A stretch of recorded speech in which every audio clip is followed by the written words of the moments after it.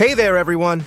Welcome back to the Insurance License Academy, your go-to source for breaking down complex topics into easy-to-understand bits. Today, we're diving into something crucial, especially if you're studying insurance or planning to get insured: the general law of contracts. Don't worry, I'll make it simple, engaging, and super clear so you can ace your insurance knowledge. Ready? Let's get started!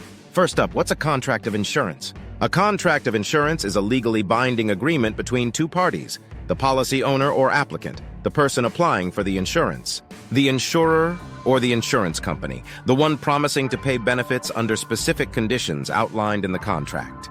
In most cases, the policy owner is also the insured person. But sometimes a policy owner can insure someone else, like a family member. Remember, for a contract to work, the insurer promises to provide financial protection, and the policy owner agrees to pay the premiums. Sounds fair, right? But here's the catch. Not every agreement is legally enforceable. For a contract to be valid, it needs 4 essential elements. And here's an easy way to remember them: CLOC. That stands for Competent Parties, Legal Purpose, Offer and Acceptance, and Consideration. Let's break them down one by one. Competent parties are people or organizations that have the capacity to enter into a contract. Here's what you need to know. The applicant, policy owner, and the insurer must be legally competent. Most people are competent, but here's who isn't. Minors, unless it's for necessities like food. Mentally incompetent individuals, people under the influence of alcohol or drugs. Those forced into the contract. Enemy aliens, or in some cases, convicts. Oh, and here's a tip for exams or interviews. The policy owner is the one legally entering into the contract, not the beneficiary or insured, unless they're the same person as the policy owner. Next up, we've got legal purpose. For a contract to be enforceable, it must be for something lawful and in the public's interest. For example, a life insurance policy? That's legal. A hitman contract? Absolutely not, because it's illegal and against public policy. Thankfully, insurance contracts always meet this requirement. The third element is offer and acceptance, which basically means both parties need to agree to the terms. Here's how it works in insurance.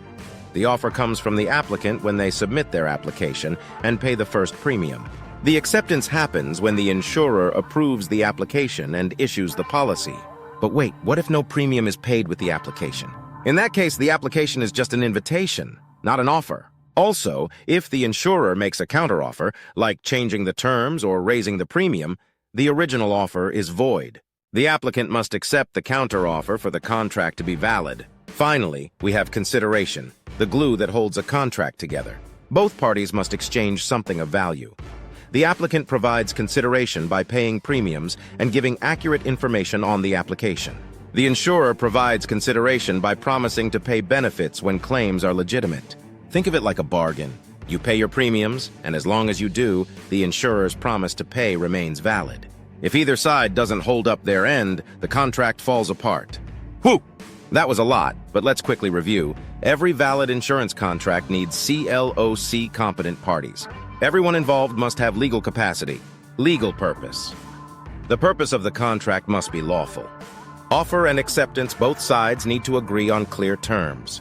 Consideration. There must be an exchange of value, like premiums for coverage. And that's it! Contracts of insurance aren't as complicated as they seem when you break them down.